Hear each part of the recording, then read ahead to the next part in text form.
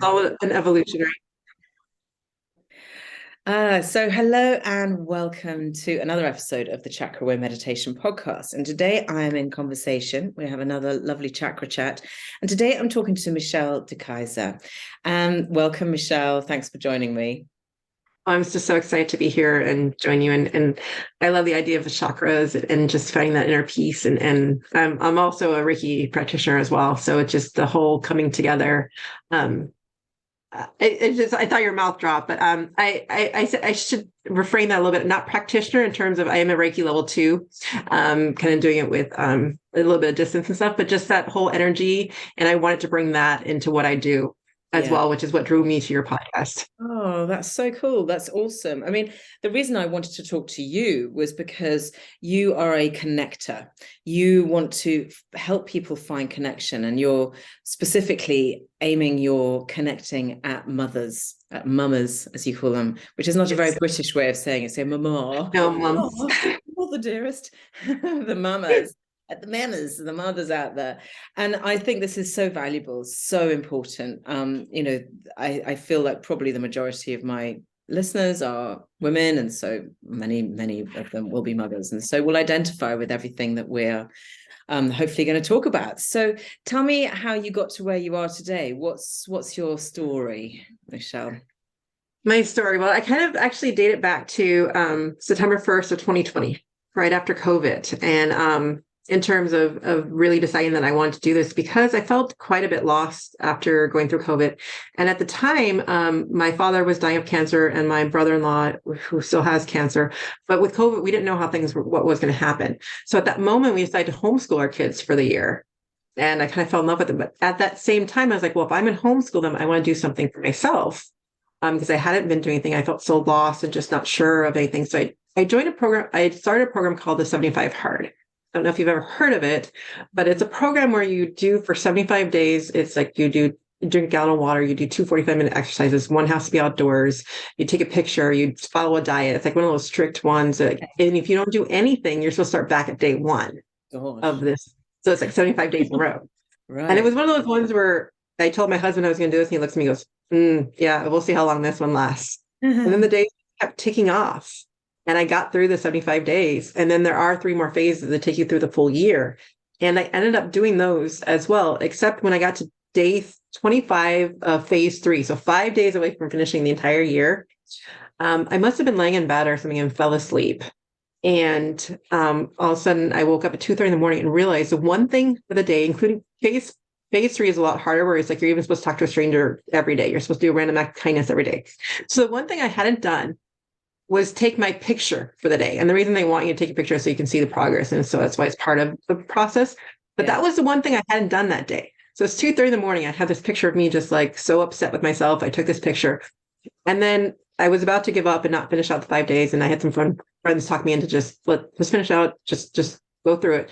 But in hindsight, that was actually probably the best thing that happened to me, because it made me realize how far I had come. Like, it wasn't just this destination, but in this process, I had lost 45 pounds. I had changed my habits. I had become more aware of the things I want and what I want to do, which led me to going down the path of self-development and doing seminars, and then finding out that I wanted to invite that to other moms. I wanted to be able to provide them the insight of how do we go from, we have these kids and all of a sudden we don't realize where along the lines, but we kind of lose our identities, or we just change who we are. And I think that stems from the fact, like, once you have that baby, all of a sudden you start saying no to things. You start saying no to what the things you used to do, and you just don't even realize it. And as you say no, each of those no's just changes who you are, subconsciously, unconsciously, mostly unconsciously. So we're making these changes and we don't realize where it was. And all of a sudden we wake up going, who am I? And what do I want anymore? And I've been so busy with all these, with the kids and stuff. But now all of a sudden I have these little pockets, like I was starting to get little pockets of time where the kids would play by themselves. I'm like, what do I do with this 15 minutes? What do I want to do? And it's like, I don't know. And so that's what led me down to feeling like that, start the 75 Hard, homeschooling. But then through that process of taking care of myself, realizing I want to help other moms do this as well. Yeah.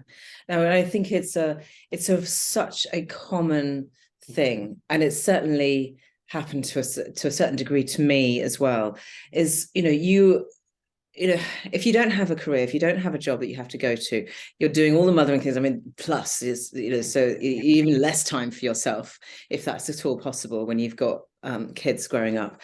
But you do lose yourself in that, because you put your priorities list shifts completely from, in your, when you're young, your 20s, and you are the only person that matters. You are your own priority in whichever direction that goes.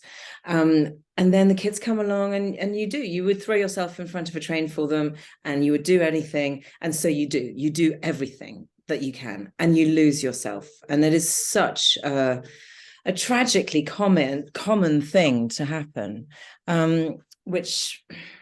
and I think understanding that and putting a group together that's going to help people connect, because I think finding that connection, that is a really important thing, knowing you're not alone.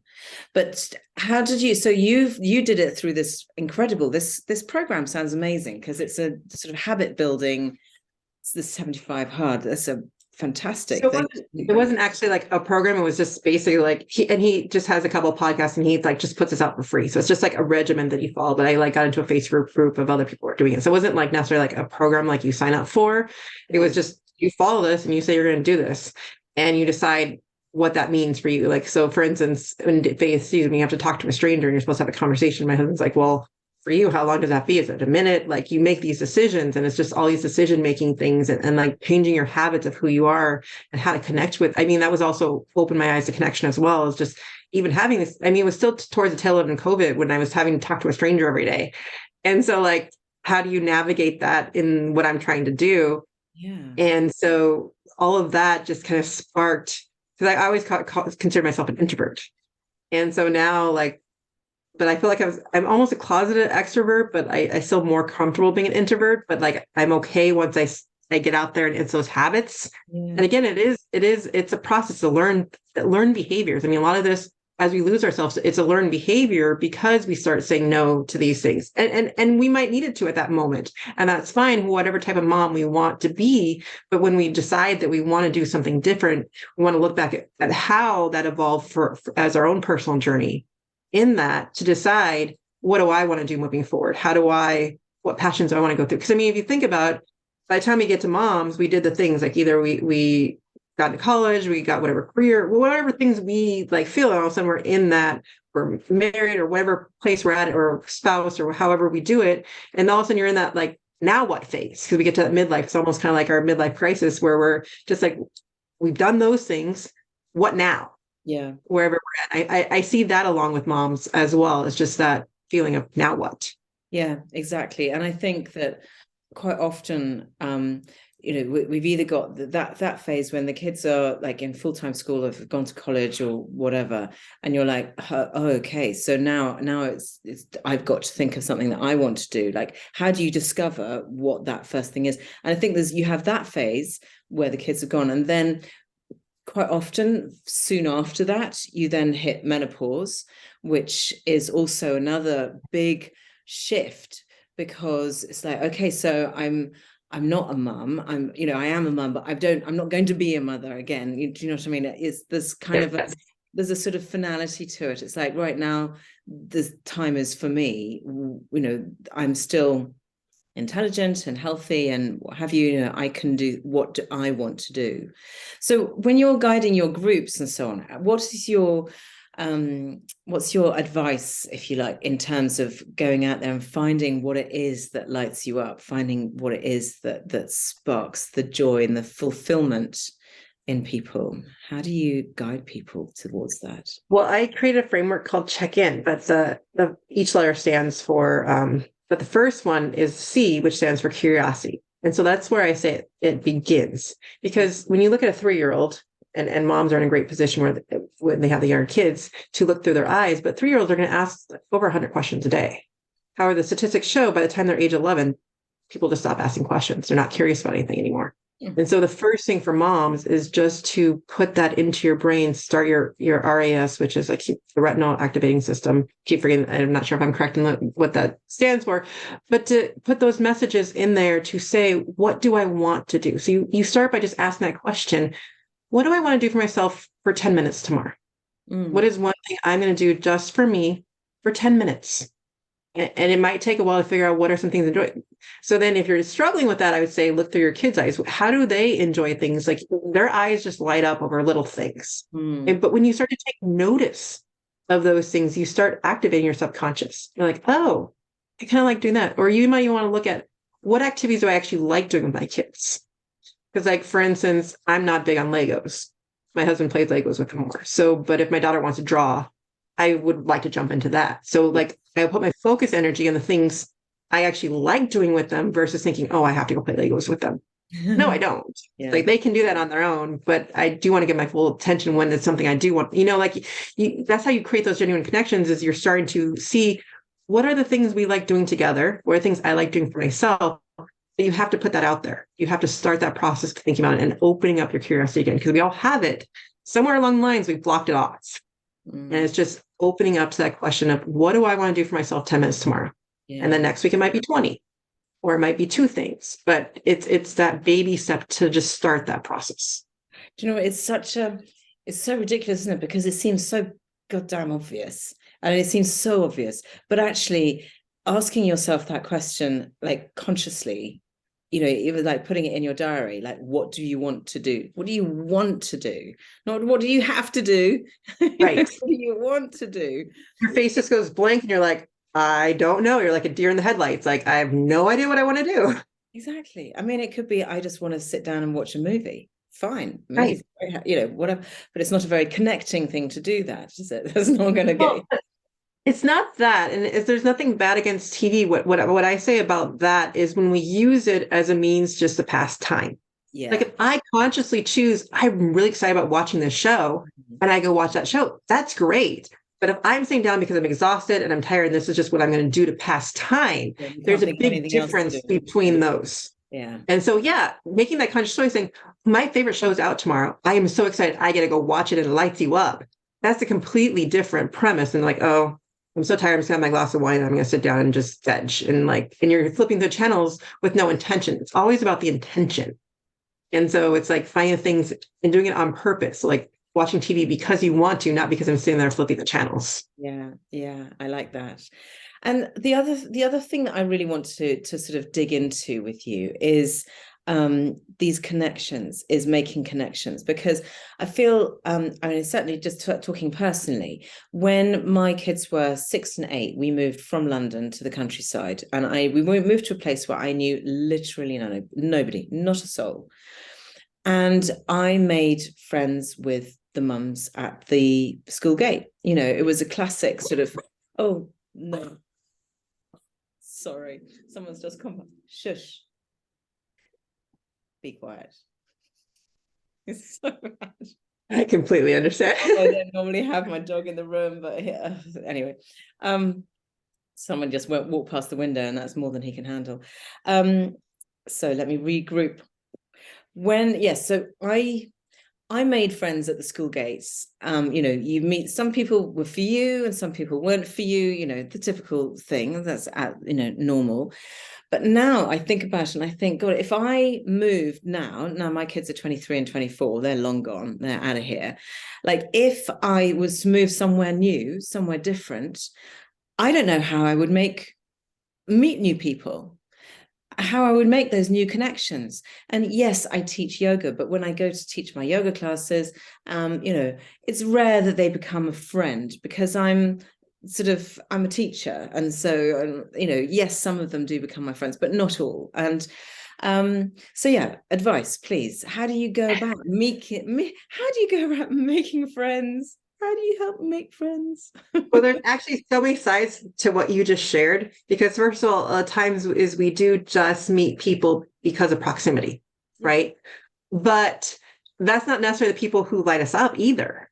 So that's something you have to be aware of, is what kind of connections do you want? I mean, you might look on Facebook and see these great group of friends and go, oh, I really want that, but you don't know the behind to all of that. And so you want to define for yourself, what is it that you really want? Because like, for instance, as you said, you met all those mom groups, like how many of them did you feel really comfortable with and want to share your stuff with? Yeah, I think out of all of those people, I have one friend from that Schoolgate situation that I would talk to about anything. So yeah. Right. So we meet people by proximity. And I think ironically, the internet and Zoom and stuff has opened that up tremendously, that we can meet people. And that's part of what I want to do with my program, is attracting people of that same light. And again, it's back to the energy, because even with chakras and everything, it is the energy you're attracting and the people that you're attracting. So first piece of advice, so let's back up a moment, just you're in, in person, is it's starting that connections again. So it's starting by when you're at Starbucks or you're at the grocery store and someone asks you a question, that you ask one more question, that you take it one step further, because it's a learned behavior. It's opening up that connection again.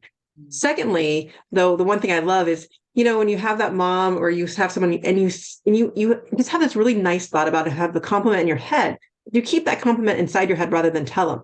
So I suggest getting in the habit of just shooting. It's amazing, like even in passing, just the smiles you get.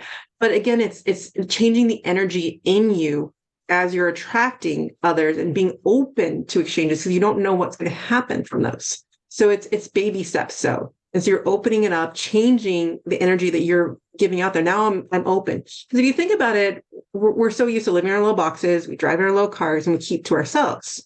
And so we have this closed energy, and it goes perfect with the chakras and everything. Is we need to now open that up by figuring out things that we're excited about. Because one of the things to do is, if you're excited about, say, hiking, right, then you could go find a hiking club. Yeah. Like you can go to the activities that you're doing, but it starts with that shift in figuring out what you want to do and being more open to shifting your energy to being receptive to new people coming into your life. Mm-hmm. Because when we don't, we block them. Because you can tell, when you see someone in the street, you're like, oh, there's no way I'm going to smile at that person. They're just like, but you send that energy off to people as well. So it's that small shift as you start put those comments out there. Like, everyone loves a compliment. They'll be shocked that you said it. And it just changes things. No, you're absolutely right. And, there's when I go to London, because I now obviously don't live in London now, but when I go to London, there's a classic thing that, that you can see on, when you go on the tube, and everyone's just like, looks down, no one smiles. And I make a purpose, I get off the train, I get on the tube, and I'm just smiling at everybody, and all the people like, oh, she's mad, there's this mad woman coming along. But it's really lovely that some people respond, and you just think, yeah, I've made them smile and made them feel like a little bit of connection in this mad rat race world that you live, is the tube. But what I love also about this is that it's all very much this when I think about in terms of chakras, it's very much all root energy, because we're starting from a place of family. But then also when you talk about family, that doesn't have to just be your biological family. It's your tribe, it's your gang, it's your support system. And, when we're setting out on any kind of, new phase in our life, one of the most important things, we have to, energetically, I always think you have to work from the bottom up. So you have to get your base, your root chakra solid and open, and then work your way up to the more sort of ethereal and higher areas. And getting your tribe, your support system, is so important. It's such a source of, and I know that anybody who's on some fantastic Facebook group or something that, is around a subject that they are interested in, will know the lovely sense of support that people will give you, and people are there for you. And there's something very comforting about that, isn't there? Well, I love how you bring in the root chakra, because it's about that confidence. It's about shifting that and the energy that you're sending out there, because that's what you're trying to attract. Yes, you might, like you said, be on the schoolyard and meet the moms in proximity. But then again, the other thing that I've noticed also, once you decide that you want to figure out your purpose, you want more from, you start to see the abundance in life, you start to see the energy, you start to see that change, they start being repelled by that energy. Like they're afraid, of it. Because I'm almost thinking about a lot of times when I was in moms groups and stuff, that the belonging sense came when we complained together. Like you have this massive complaining fest. Oh And my like if God. you Completely. if you Yes. didn't bring a complaint to the table, then like you didn't feel like you belong. So you're like finding like this negative energy and bringing these complaints to the table. And all of a sudden, the same thing like when you have friends that just drink together, right? All of a sudden you decide you don't want to drink. It's almost the same premise. Is when you decide you want to do something, it's like you're mirroring that in them, and they're like, oh, well, she's not doing this, so then I don't want anything to do with her. Yeah. And that starts this shift. And so again, that's a problem with sometimes with the proximity when we're not looking for, we're going solely based on proximity. So when we can go a little bit further now, we go to our Facebook groups or the Zooms and stuff and start finding that. And so that's kind of even with my program is what I want to do is I want to match make the moms. I want to attract them to my light and put them together in my program so that they can take that group with them and have that accountability with them. Because the other thing I've noticed is I started a group in person, right? My first, I went from what I call the groups as a circle of grace. I feel like we're surrounding each other with grace and supporting each other. And I did the first one, and I realized from my past trauma of belonging that I just didn't feel comfortable, and I was doing things that was sabotaging this as I was trying to grow this business and trying to and evolve it and see how this worked in connecting the moms. But what I realized is that we've all been so disconnected. We've all had that kind of traumatic feeling in childhood of the friend who left us, or the woman that hurt us, or whatever. I mean, there's that sisterhood wound that's huge. And so for us to start that process down the journey when we decide to, it's almost you need to take that baby step and do it with the virtual space to start sharing who you are safely in a safe space and get comfortable with it before you try to take it to the in-person. But once you get past all of that, then you're more likely to find around you and attract those people who are in your proximity that fit that light. Yeah. And that's what we're essentially looking for when we're talking about genuine connection. I mean, it's great to have friends I can go hang and have coffee with, but if I'm going to sit there and complain about everything that's going on in my day, I personally don't want to do that. Mm-hmm. And so you want to find those people that, yes, you might share our struggles, but then we're going to like give each other the space to work through it and listen to each other and validate each other and be vulnerable together in our struggles, not, I can't even think of the word right now. Not just sit around and whinge for the sake of whinging, but actually connect on things that are bigger and deeper. And I find one of the things that I find very alienating about a lot of, those proximity, as you call them, type, proximity friendships or, associations, knowing of people, is that you just end up talking about nothing. You're talking about their kids and my kids and where you've been on holiday and, and you don't even get into like talking about interesting stuff that's happening in the world or something. It's just like this very base level, which is absolutely sort of nullifying. But I do totally understand what you're saying, because basically what you've got to do is manifest the relationships and the connections that you want. You have to put out there the energy that you want to attract, and it's as simple as that. And all the manifesting things that you could ever think about, it's exactly the same when it comes to these groups, isn't it? And to finding new connections. And so listen, you were talking about the check-in thing. So we did C, which was curiosity. Talk us through the next couple. Was there Sure. I would love to. So curiosity is the first one. The next one's honesty. And again, the reason why we start is because you have to start with going inwards. You have to start by discovering what you value, what you want. So when we get to honesty, we're looking at what are our core values, because we can think that we define them, but we really don't until we can actually say what our top 2 or 3 core values are. And then we have those values to then say, whatever decision I'm going to make, does that fit with my values? Now you're giving yourself a baseline to make those future decisions. And so we have to start with that, because we're so busy and like doing things, but we're not doing them necessarily with a purpose behind it. So we're trying to get that baseline to give ourselves purpose behind it. Then we go into HE, which is expectations. And it was funny because I was talking to a friend about when I was creating this framework, and she's like, expectations sounds like such a negative word, and you should use a word like exploration or something, right? But the reason why I chose expectations is because they're there and we have to acknowledge them. And so I love Brene Brown, and she says we need to paint it done. So in terms of like, I use this example all the time, my daughter, like I want her to wipe the table down, right? But then she might go take the rag and then just start slapping it down across the table. Like, that's not what I mean by wiping it down. That's not my expectation. But did I actually say that expectation to her? Did I make that? Did I paint it done? Did I make it clear? And so we do that a lot with our expectations, but we do that with ourselves as well. We don't acknowledge what we might expect to happen this weekend. Or a lot of times I'll do with my husband, like, I don't know what he wants to get done this weekend. He doesn't know what I want to get done unless we talk about it. Yes. And the same, but you do that with yourself. Like, you might expect to make a good friend, but you're not actually acknowledging that. Like, you're saying, oh, well, they're just not going to, but then you end up being disappointed. You're like, oh, well, they just didn't like me because I didn't like bring that to myself and actually acknowledge it. So that's why I think expectations are important to go through and look at how we can change those expectations into a goal or gratitude or things, especially when we're looking at people, because people show us who they are, right? So we need to stop saying, I want this person to be this. What you should do instead is look at their actions. Start observing them. Are these actions something that I want part of my life?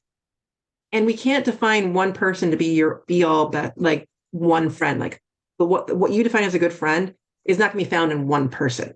But one of those qualities is going to be in that person if you call them a friend. And then you're grateful for those things that they do rather than focusing on the things they don't do. Right. Yeah. And so we put way too much pressure on one person. Same thing with our spouses or partners, or like, you're putting like all these things onto one person rather than looking at the good attributes and being grateful for those and then saying, well, I can get this from someone else then. Like, I don't need to get all these attributes from one person. I need to look for the ones that each one has. And that comes with friendship. Why we want to try, because we have the one friend that we can share something with. We have the one friend that we go have fun with. Like we need that diversity, not saying it has to be one person, that be all end all, but that's part of our expectations. And then the second C, of course, is connection. Yes. And it's connecting. By that point, we've worked through the stuff with ourselves. So now we've connected with ourselves more. We start to connect with learning how to connect with others. And so in the program part, that's where I would assign the groups. And so that they would start to then, this process, now that we've been figuring out what we want as individuals, we got to know each other, which lights are shining together. You would get your group and connections. And then we go into this K, which is actually keep listening. We're so busy when we're listening to someone. What am I going to say next? How am I going to respond? Part of the way I structured it is the circle structure of the program is that we don't actually respond to each other during the actual share part. We're there to witness each other. And then what we do is, again, it's about the energy. So we would hold up our hands, and when someone's done sharing, we beam energy at them and they receive. Because a lot of times we're good at sending, but we're bad at receiving. So we need to receive that energy. And so it's all about validation rather than judging each other. Because we're not here about judgment. We're here about listening to each other and truly listening to each other. Because if you know you're not going to respond to someone, you got all eyes on that. Yeah, you're exactly. totally open to what they have to say. You're not thinking of your clever response or your fix it plan for whatever issue it is that they're discussing.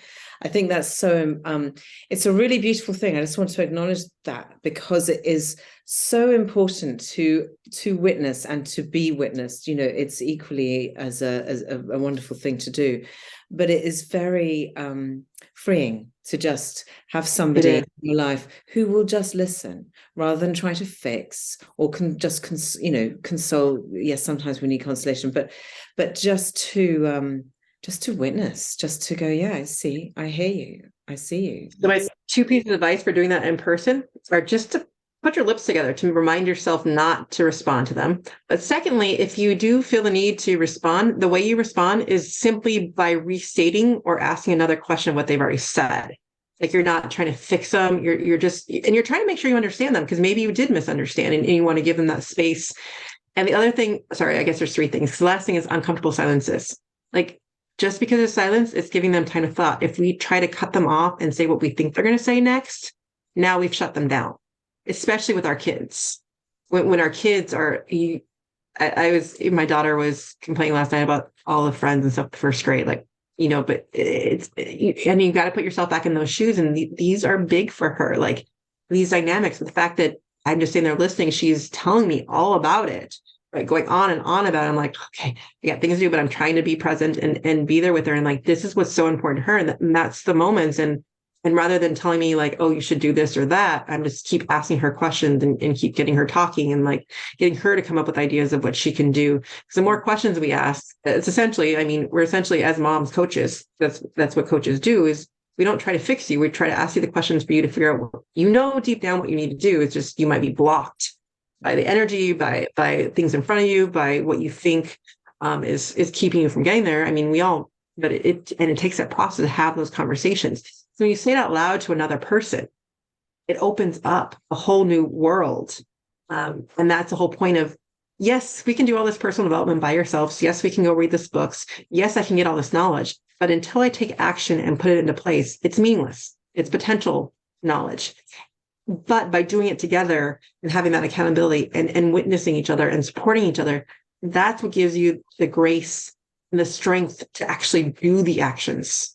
And we don't have to do it alone, especially as moms. It feels so lonely. We got in this place where it's like, you can't ask a question, you can't ask for help, you can't do this, but it's so not true. We need to do it together, not by ourselves. And that's what my part about. And the last part is actually, I kind of combine the two which is intentional now. So it's always looking forward and putting that intention to it. So it's like creating that group and the now part of putting it into the calendar. So for instance, when I get back to curiosity and ask you, what are you going to do for yourself for 10 minutes? Pick a time of the day or tomorrow now. Like, am I going to do in the morning? Am I going to do when the kids go to bed? And what am I going to do? Write it down. Like put that now part into it. Because if we don't schedule it, we are busy. Not going to lie, we are busy moms, but we can schedule ourselves into the schedule. Like you put your kids' all activities in, you can add an activity for yourself. Like we can do it. Yeah, no, it's such a lovely, simple, intelligent way of approaching and managing your life as a parent, because being a parent is a really tough job. Being a parent is the most fulfilling thing that you can do, but it's also the hardest, one of the absolute hardest, because you're always second guessing yourself. Oh, have I got it right? They're never going to be happy all the time, and you're only ever as happy as your unhappiest child. They're never going to, you're always going to be worrying that you're not doing the right thing.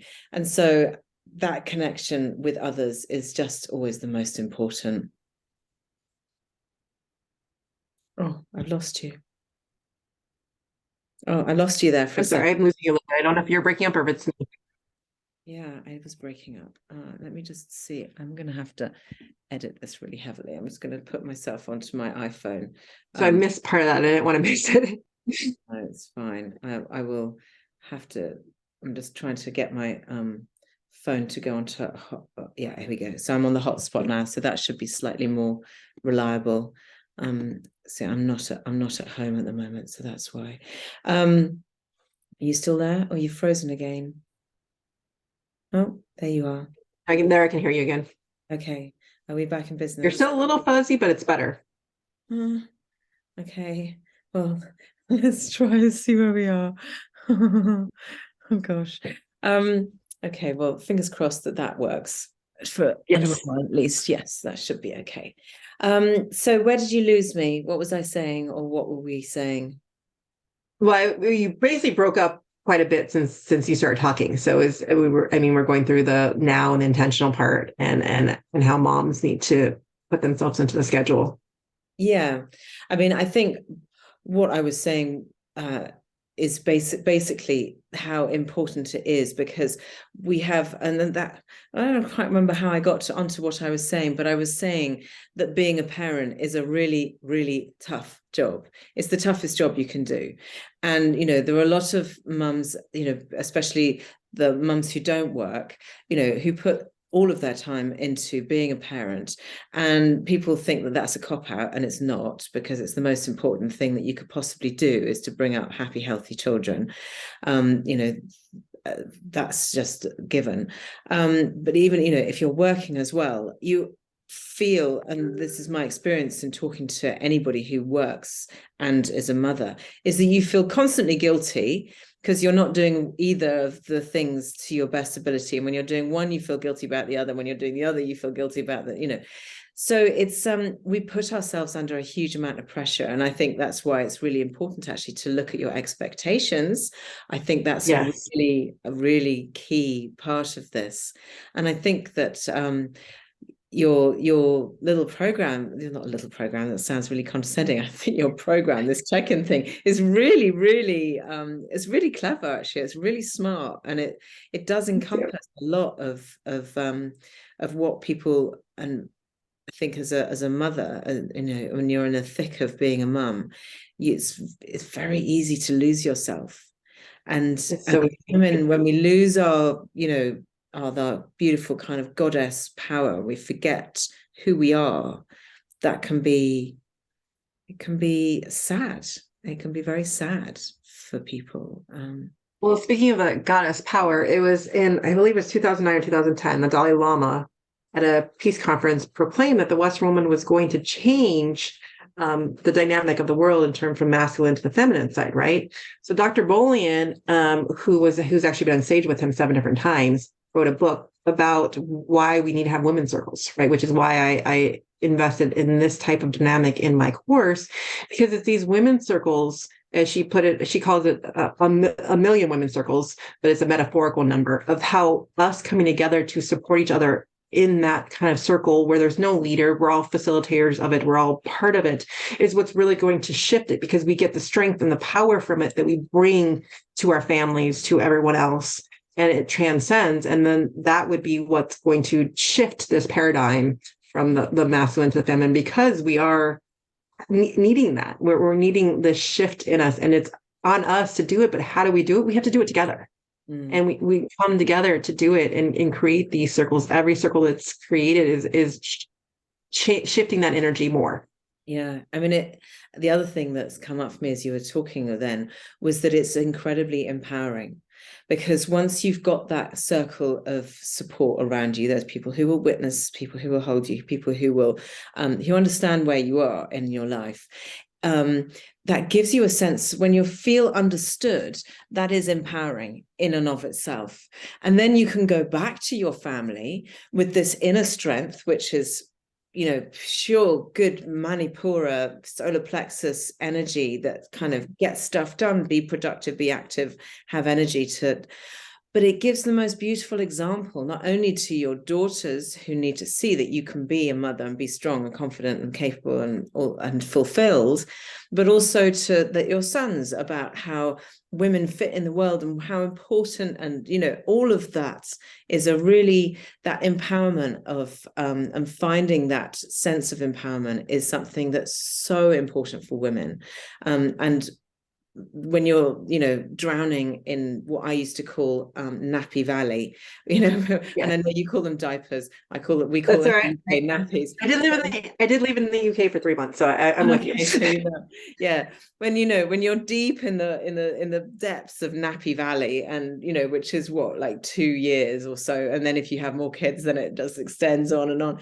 It feels like you're never going to escape and be able to just be yourself. And so having this 10 minutes to go into your group and just go, I'm here. I'm actually just a woman. I'm an individual. I'm not just an extension of my child, which is sometimes what I think it feels like, isn't it? Super strong. It also comes back to, as moms, I mean, ideally we want to, like you said earlier, we want to raise happy, healthy kids, right? But how do we do that if we're not modeling that for them? We can say all the words to them and tell them the things that we should, like, for instance, if we're not eating healthy, but we tell them to eat healthy, they see our actions no matter what. Our actions are going to speak so much louder than our words. So if we're sitting there feeling angry and upset all the time and unfulfilled, they're taking on that energy as well. Yeah, absolutely. Children are like little sponges. They're like little sponges, and they pick up all the energy. You know, I mean, I feel like, you know, you sort of, it's very easy to just go, oh, you know, he's only 2. He's not going to understand. He's not going to remember the row that, you know, we just had, or the anger that I just expressed, or whatever. That energy goes in. it goes It right. goes into their body. That's what It's they're going to have to try to get rid of later. Yeah, exactly. And there'll be all this stuff they've no idea really where it's come from. They're just like, oh my God, there's so much stuff in there. How do I work? That is just plain simple truth. And it's so important for mothers and parents, all parents, to understand that everything that they do in those first few years is so crucially important to the mental health, physical health, spiritual health of the adult that child is going to become. But I also want to caution moms not to feel overwhelmed by this, that like when you decide that you want to make that change, for instance, I love to give this example of my older son, who's 12 now, but before I even start doing all this, we used to just always be, he's so similar to me in personality, and we just butt heads so often that at times I would just end up screaming so much, and it'd be the point where I just throw my hands up in the air and go to my husband, well, you deal with me and deal with him. But as a mom, I was just like, I don't want to not have a connection with my son. How do I do something differently about it? Ironically, I never would have pictured me going down this entrepreneurial route would change the dynamic, because I was now changing my energy and shifting. He now has this passion to maybe even do his own cooking show or something, or grow herbs at this point. I don't know, but it's inspiring him. And now the conversations that we have are different, and doing like our gratitude in the morning and all this stuff. All of a sudden, when I'm in a bad mood, he's like, it's almost like he then he like throws it back at me, like, but like I can see like he would be the type of kid that always, like, even to this day, will still throw like tender tantrums. Like, it's just in his nature, kind of who he is. But they've lessened, and I can see him thinking more consciously about those things. And that's what we're trying to do, is because I'm modeling the fact that, yes, I'm not perfect, and I'll get mad and I'll slam the door too. Then I'll go back after I've calmed down, which is what I expect him to do, and go talk about it. And so it's the more we model that, the more they start doing it. Yeah. And it's as simple as that, but it's so hard to do it. But so we have to take control of ourselves first. So it's like, if you decide, moms, that you want to do something differently, that's where it starts. So it's not that you need to feel guilty or bad or what has happened. What do you want to happen going forward? How do you want this to change? Let's just start with now. We can't do the past, but as we start to change the present to the future, it starts to release some of that, because we're working on those emotions. We're working on those things with each other. So being a mom is just a hard job. We're all doing the best we can, but getting the support and the help to do it together just makes it funner and easier. Yeah. No, you're absolutely right. It's wonderful. So listen, Michelle, tell people how they can find you. And I'm imagining that you're based just in the US, or are your group's international? Well, I am just at the beginning stages. I've only done beta classes so far. And it's all virtual, which is the beauty of why I wanted to do it this way purposely. Because, like, as I was saying before, when I did the in-person, I wanted to, want people to expand in person, but I want them to do it once they've had that process, that comfort level of building the root chakra and their confidence in terms with this dynamic. And the beauty of virtual is you guys can take your groups wherever you go. Like, you can choose how long you want this group to be, right? So that's the beauty of it. But that's purposely why I'm doing virtual, because I think we need to take those baby steps. We need to get that confidence, that growth together. And then a virtual group can go anywhere. It doesn't matter where you live. Yeah. And so you guys can find me on connectingmamas.com with an S. So it's CONNECTINGMAMAS.com. And there I have actually a free gift. If you just click on the main screen, you'll see the free gift. And what the free gift is actually a mini course of the check-in. So I have a 3 to 5 minute video for each letter, and then a little assignment for each of you. So it'll be a 15-minute thing for each to get through each one, to, from start to finish, from watching the video to doing the activity, but to get you start seeing if this is something that resonates with you. And essentially, I really just want moms to thrive and to find their connection. And the best way I can do is spread that message is what I want. But if you decide that you want to come join one of these classes and find your circle and do, because I really do believe it comes down to doing it together, and the mentoring and the coaching and becoming part of that, to really make that change. We can try to do it on our own. To really make that lasting change, we need to buy into it. We need to give ourselves, we need to pay for it. We need to put something into it and say, I'm doing this for me. Yeah. I'm worth it. Because you are. Moms, you're worth it. You have to make that decision to do that. And so I leave that to you to decide how you want to do it. But I just encourage you to make connections by, as I said earlier, start changing that energy. Don't keep those compliments in your head. Go ask that extra question when someone's talking to you, and just do there are baby steps that will lead to change down the line. You won't see it right away, but if we really want to change habits, you can't just say, oh, I'm going to do this big thing every day. It's overwhelming. Yeah. Next time I see someone who asks me a question, I'm going to ask them one more question. Yeah. Simple as that. Yeah. Let's make those small changes. Yeah, exactly.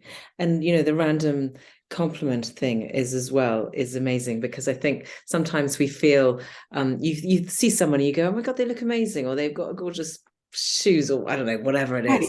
And you think, oh, I wish I could tell them.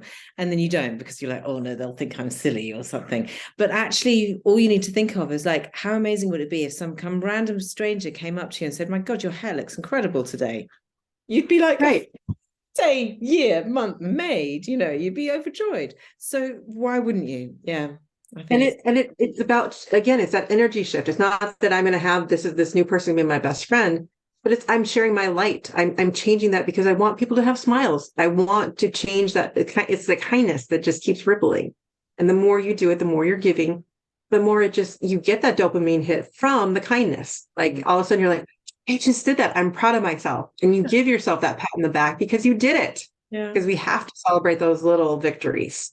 But that's what's going to make the ultimate change, are these little choices each time we make them. Not that you're going to say jump in. I'm like, and I guess I should, I did go jump in and do the 75 hard and didn't want to quit, but I think I was finally ready for that, because I've done so many different programs where I just gave up or I didn't do it because I went too far into the deep end. Right. Mm-hmm. So when we want to make those habits, and I love one of the habit changes, like if you want to go to the gym every day, you don't start by going for an hour every day. Some people have just start by simply driving to the gym, going for a minute, walking out, because you're making it a daily thing. Like put it on, habit stack it. I mean, That's how we do it, is by choosing when are we going to do it. We're brushing our teeth. I'm going to listen to a podcast while I brush my teeth, or whatever it is that you want to do. Just put it with something you're already doing. Yeah. And making these small changes. It doesn't have to be like, if I don't go for an hour every day, I'm going to beat myself up. No, start just the process of it so it becomes a habit. Yeah. We are creatures of habit, but to make it long lasting, we have to start small. Yeah. Yeah. No, it's Michelle, you've been so full of amazing, good advice and really clear, easy ideas of how to become, how to make connection, how to, move towards finding the things in your life that you're fulfilling, that you're going to find fulfilling, what lights you up. And I think you're coming at it from such a gorgeous angle as well, because you've got this angle of of doing it with the right energy, with the right mindset. And so I'm really excited. I mean, I hope Connecting Mamas becomes like huge and worldwide, because I think it's a really lovely idea, and it's got all the right ingredients, and it's going in all the right, it's ticking all the boxes. I love it. I appreciate it so much. And honestly, it's really just about me wanting to get the message out of how do we go from this loneliness of unconnectedness and connect with each other. Yeah. Whether you do it with me or someone else, just work on that genuine connection though. Don't go for the fluff. Yeah. Define what you want. And I'll leave you with that. Thank you. Thanks so much, Michelle. It's been a joy to have you on. Well, thank you so much for having me. It's been such a pleasure.